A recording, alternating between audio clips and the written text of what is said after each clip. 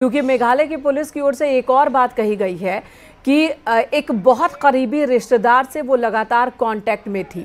तो क्या वो करीबी रिश्तेदार भाई ही तो नहीं जिसे लगातार वो अपनी लोकेशन के बारे में जानकारी दे रही थी, अलग अलग फ़ोन से अपने फ़ोन का इस्तेमाल ना कर रही हो क्योंकि इसके पास फ़ोन नहीं मिला है, दूसरे फ़ोन से वो कांटेक्ट में रही हो? क्या ये वही तो नहीं? और फिर जो प्रेशर बना है जांच पड़ताल को लेकर, मीडिया में जिस तरह का प्रेशर बना, तो भाई ने पुलिस को ये जानकारी दे दी हो और यहां सोनम फिर पुलिस के हत्थे चढ़ गई। बिल्कुल, देखिए तमाम सारे बातें संभव हैं क्योंकि इस पर इसलिए संभव है क्योंकि जो आप सवाल उठा रही हैं यही सवाल मुझे लगता है कि इस वक्त जांच अधिकारियों के जहन में भी हैं। आपने जिस तरीके से इस पूरे केस की विवेचना की है ये बेहद जिसे कह सकते हैं सटीक विवेचना है और यही मुझे लगता है कि यही थ्योरी, यही विवेचना के पॉइंट्स इस वक्त पुलिस के पास भी होंगे जो हमारे मीडिया कर्मियों के दिमाग पर हैं। सवाल सिर्फ यही खड़ा होता है कि बीच रास्ते में गाजीपुर चुना क्यों गया और उसने अगर अपने भाई को कॉल किया तो क्या भाई के साथ उसका कॉन्फिडेंस था कि भाई को वो बता सकती है, भाई पर विश्वास कर सकती है? और अगर कॉन्फिडेंस था तो भाई ने फिर पुलिस को क्यों बताया?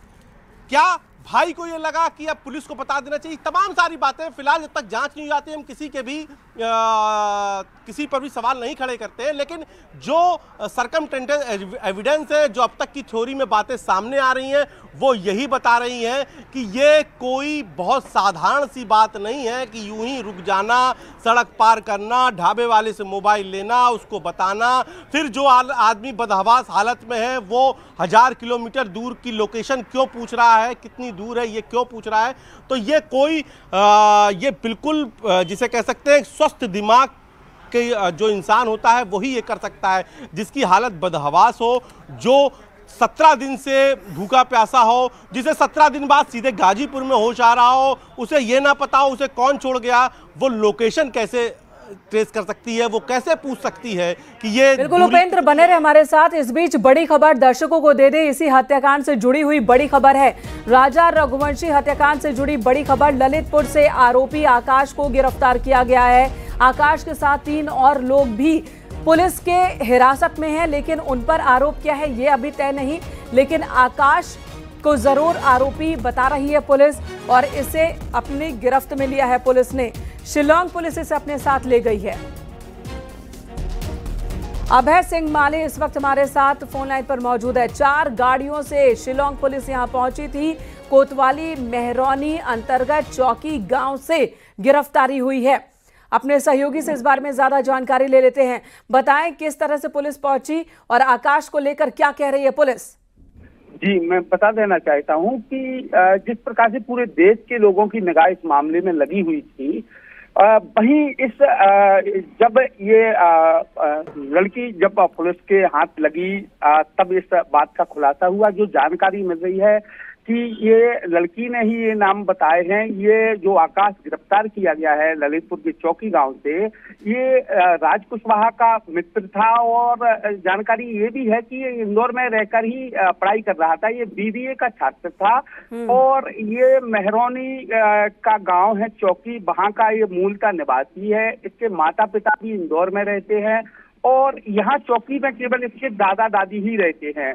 तो जानकारी जो मिल रही है उसके मुताबिक मेघालय पुलिस यहाँ आई, ललितपुर आई और उसने ललितपुर पुलिस से संपर्क किया और इस प्रकार से उसकी गिरफ्तारी यहाँ से की गई है। दूसरा एक और अभियुक्त है इस मामले से जुड़ा हुआ, जो सीमावर्ती एमपी का सागर डिस्ट्रिक्ट है, वहां से इसकी गिरफ्तारी हुई है।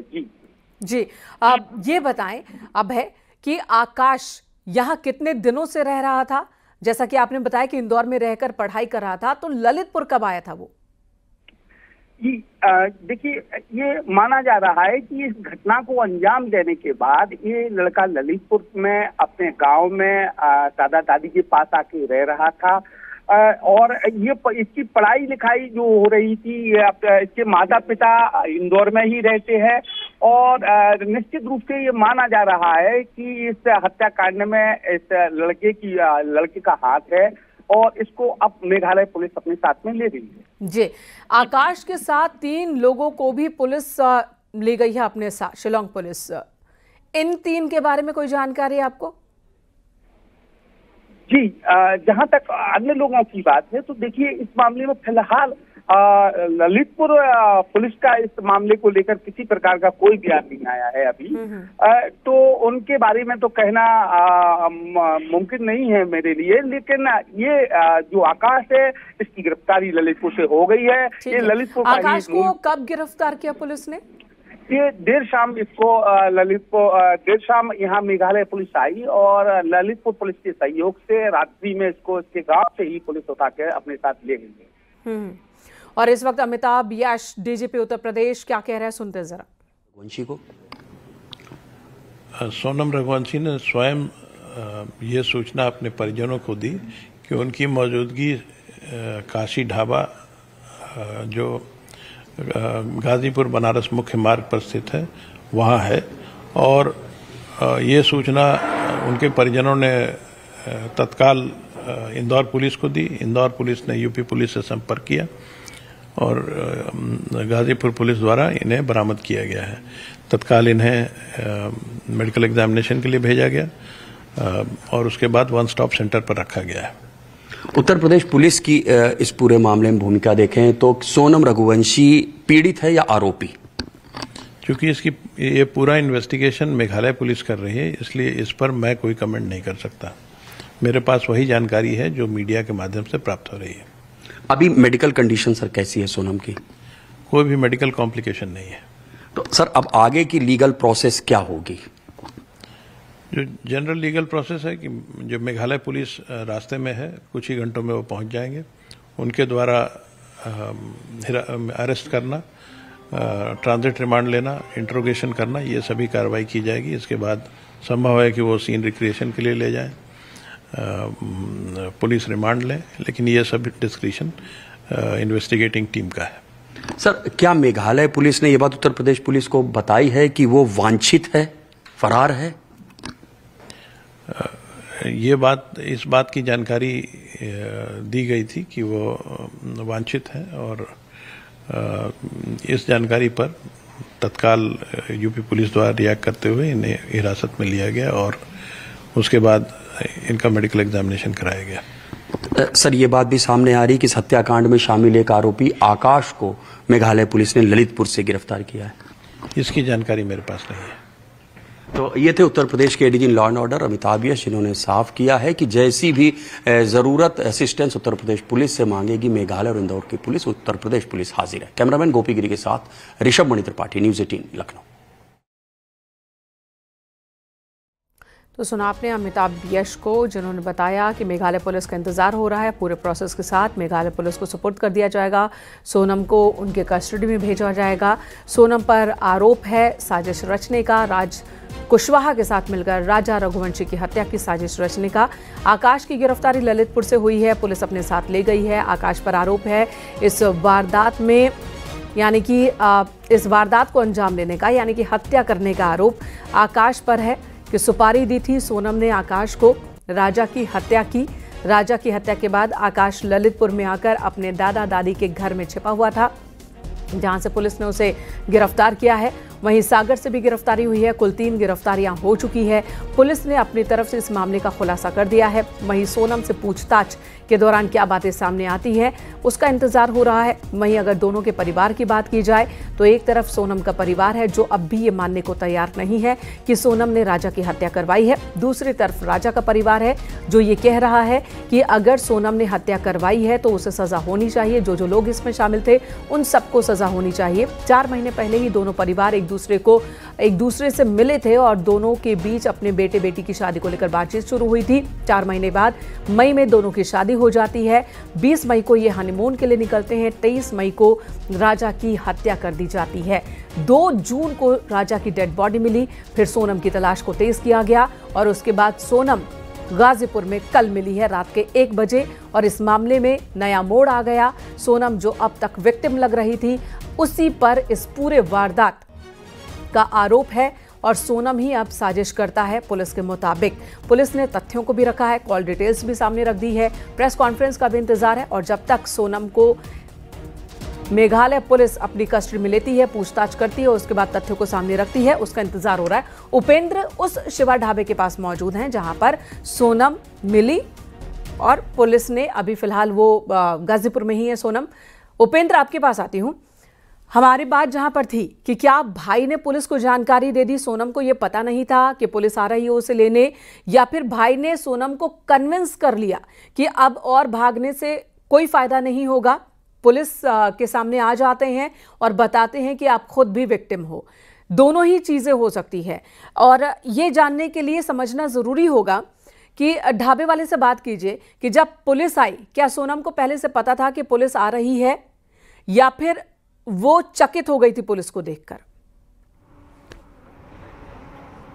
बिल्कुल, देखिए ये हम ढाबे वाले से ही पूछ लेते हैं, लेकिन जी इसमें अभी हाल में ही जो अपडेट हुआ ललितपुर से जो पकड़ा गया आरोपी एक आकाश के बारे में, वो समझना बेहद जरूरी। आकाश है ललितपुर यानी कि वो जगह जहां से मध्य प्रदेश की सीमा शुरू होती है, उत्तर प्रदेश का लास्ट जिला, और जहां से वो पकड़ा गया है महरौनी से, वहां से ललितपुर 5 किलोमीटर के बाद मध्य प्रदेश की सीमा शुरू हो जाती है।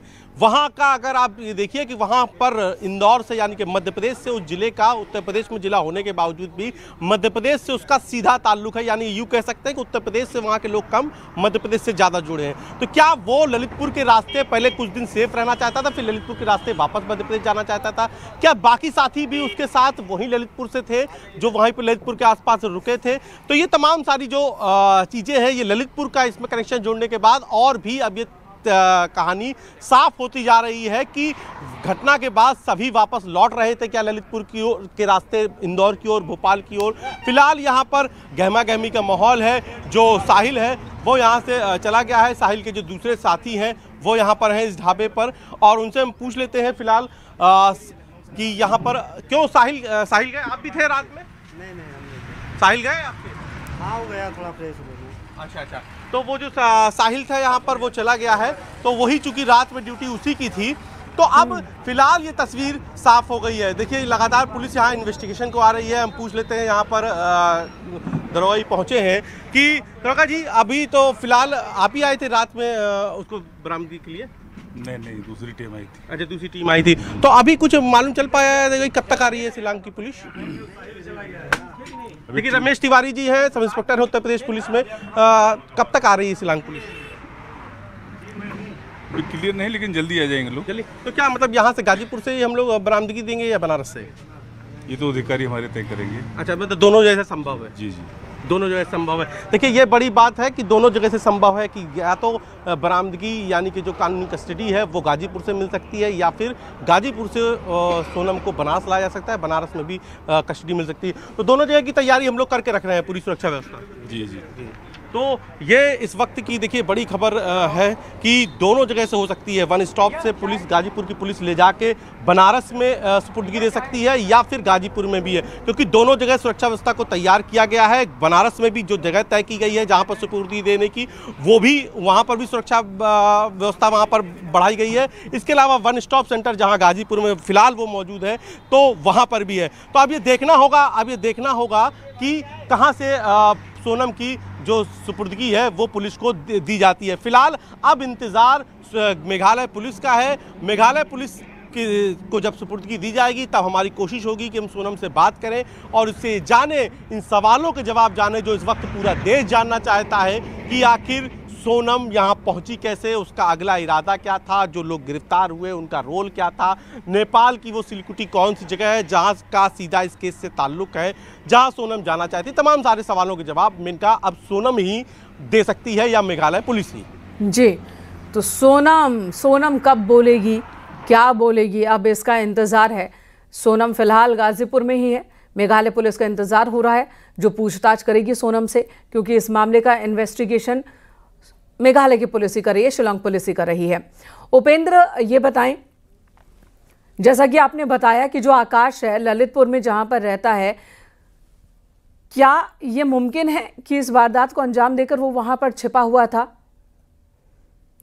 और जो सोनम के भाई की बात सामने आ रही, देखिए बिल्कुल वो वहाँ पर छुपा था क्योंकि उसका दादी घर था, यानी कि परिवार का घर था, सेफ था। हालांकि उसके माता पिता इंदौर में रहते हैं, लेकिन वहाँ से आप चाहे पब्लिक ट्रांसपोर्ट की बात करें, चाहे वो गाड़ियों की बात करें, वहाँ से मध्य प्रदेश जाना, इंदौर जाना बेहद आसान है। अगर आप यूपी से इंदौर मध्य प्रदेश जाना चाहते हैं तो आपको वही रूट लेना पड़ेगा जहाँ से आकाश की गिरफ्तारी हुई है, यानी कि मेहरौनी से जो पूरा रास्ता टीकमगढ़ और दूसरा रास्ता कटता है वही आपको मध्य प्रदेश जोड़ता है।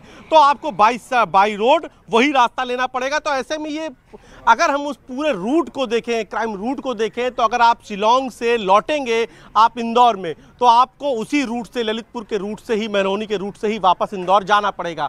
तो क्या उसी रूट को फॉलो बैक किया गया, क्या वही रूट वापस फॉलो बैक किया गया, ये तमाम सारी बातें थी। अब हमारे साथ जो है साहिल आ चुके हैं, हम साहिल से पूछ लेते हैं कि साहिल क्या उसको पता था कि वो पुलिस आने वाली है उसको लेने के लिए? जी हाँ, ये पता था। उसे पता था, बोल रही थी कि जो है पुलिस अभी आएगी हमको लेने। हाँ, हम कॉल किए थे, बोल भी रहे थे उनके सामने भी। हाँ, तो वो उनको कोई प्रॉब्लम नहीं था। हाँ। तो कह रही थी कि पुलिस आने वाली है भैया, साहिल भैया अभी मुझे लेने के लिए। नहीं, पुलिस नहीं, उनकी फैमिली बोल रही थी आप एक बार लोकल पुलिस थाने पे कॉल कर दीजिए, बुला दीजिए। तो अब कॉल किए, वो आए हैं। फिर वो अच्छा, तो जब आपने लोकल पुलिस को फोन किया तो तब तो उनको जानकारी थी लोकल पुलिस को? हाँ, उन्हीं के सामने ही बात कर रहे थे। तो क्या बोली पुलिस? हमें जानकारी है, यहाँ पर है, तो आप सही से रखिए, हम लोग आ रहे हैं। हाँ। अच्छा, सिलीगुड़ी जो जगह थी जिसके बारे में गूगल मैप पे सर्च कर रही थी, उस जगह के बारे में कुछ मालूम चल पाया? क्या नेपाल की जगह थी? शायद मैं भी सर्च कर रहा था, क्या नेपाल की जगह थी? बस हमसे यही पूछ रही थी कितना डिस्टेंस है बताइए, सर्च करिए। हम बोले दीदी आप देख लीजिए, फिर हम इधर आ गए थे। उसके बाद उन्होंने सर्च किया कि नहीं किया, ऐसा कुछ नहीं आइडिया। अच्छा, आपके फ़ोन से सर्च किया? तो आपके फ़ोन पे तो लास्ट सर्च दिख जाएगा अगर तो की नहीं ना वो। अच्छा, सर्च नहीं हुआ। अच्छा, तो बस एक ही फ़ोन पर बात की, अपने भाई से ही बात की? अच्छा, तो भाई से जब वो बात कर रही थी तो आपको लग रहा था कि जैसे भाई ये जानता था कि वो यहाँ पर है गाजीपुर में? उनको ऐसा कुछ आइडिया नहीं था। अच्छा, तो वो तो खुद परेशान थे कि इतने दिन बाद वो मतलब कॉल की थी उनको, वो मतलब उनकी फैमिली भी बहुत परेशान थी। अच्छा, वो भावुक हो गए थे, रो रहे थे? ये भी फर्स्ट टाइम बात करते बहुत भावुक हो गई थी, रो रही थी, बोल भी नहीं पा रही थी। अच्छा अच्छा, अच्छा, रो रही थी। तो वो भी परेशान थे, परेशान ये भी थे। हाँ। कहीं से आपको कोई ऐसा नहीं लगा कि बातचीत से सबको पता है या कुछ नहीं, ऐसा? ऐसा कुछ नहीं था। अच्छा, बिल्कुल सामान्य होता तो लगता ना। और फर्स्ट टाइम जैसे बहुत दिन बाद किसी से बात करने के बाद हो जाता बाबू, सेम यही कंडीशन लग रहा था। तो खाने पीने का कोई सामान लिया उसने आपसे? जी नहीं, पैसे से काटते आप काम करते रहिए, बताते हैं क्या था? हाँ, तो खाने पीने का उसने सिर्फ पानी की बोतल ली आपसे? हाँ, पानी की बोतल ली और फिर वहाँ पे बैठी, हम बोले चाय वाय पी? जी, तो मामला काफी पेचीदा